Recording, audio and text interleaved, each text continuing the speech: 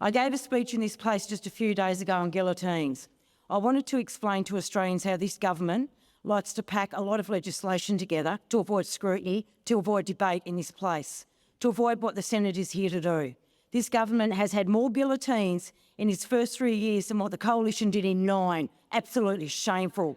And then last night at 8:30 p.m, Labor sent all of us senators the mother of all guillotines. That's right, around 40 bills. 40 bills. So much for the right to switch off for our employees. Don't answer your phone. Ask them how they're going this morning, because they haven't slept. Ask them how safety's going. You know it's a problem when the guillotine is 4 pages long, and these aren't small bills. There aren't tweaks to the legislation that we can call non-controversial. They are big and they are massive, and they include bills that are so undercooked, and that, putting it politely, they're raw to the bone. Bills like banning under 16-year-olds from social media. I thought this was a good idea. I think a lot of people out there thought it was a good idea until we looked at the detail, and let's be honest, there's no detail.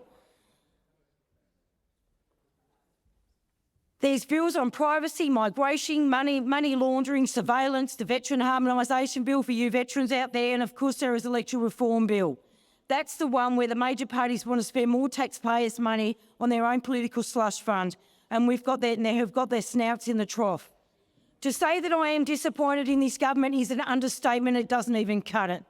The Albanese government came to this office promising transparency, promising a gentler parliament, promising the Australian people they would respect what we do in here. But instead of that, they have refused a record number of requests for documents.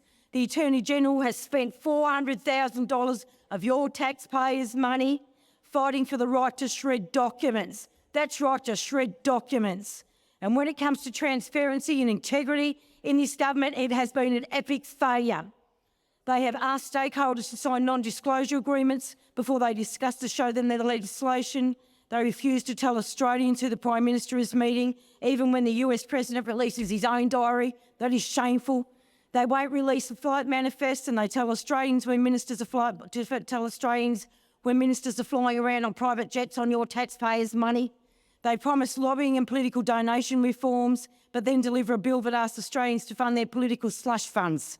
They promise veterans that they will harmonise the legislation on compensation for their injuries, but they don't want to consult, they don't want to do amendments, and they want to give us 15 minutes to speak about you people, and that's after you coming out of a Royal Commission, which you are still hurting from. They want to ram this down your throat.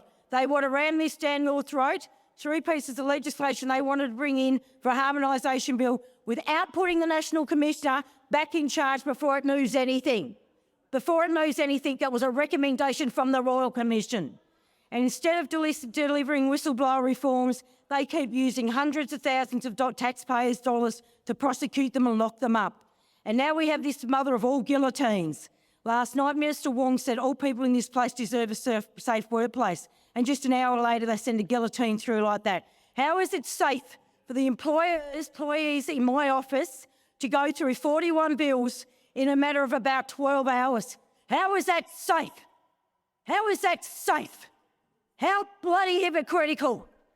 And what about the right to disconnect? Oh, do you hear that? Do you hear that through the chair, Senator Cash? Do you hear those ACT youths, Sally Manners and Michelle O'Neill? Do you hear them standing up for our start? Absolutely not. They're not up there. They've got gutter tape all over them this morning. And it's not what the Australian people voted for. We were voted in to make legislation better. We have the right to put amendments up. We have the right to debate this, and you are shutting us up. And the Australian people want you to get this right. This is not safe. It is dangerous. It is dangerous to shove bills down our throats. It is dangerous to shove bills down the Australians' throats without us probably going through and actually having a good look at it and putting it under the microscope.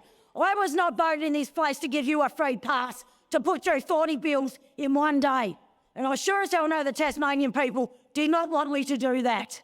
So I'll tell you this, I'll remind you of something, and I'll table the document, is that in 2013, right, tried to put through nearly 50 bills on June the 26th. Guess what happened in September?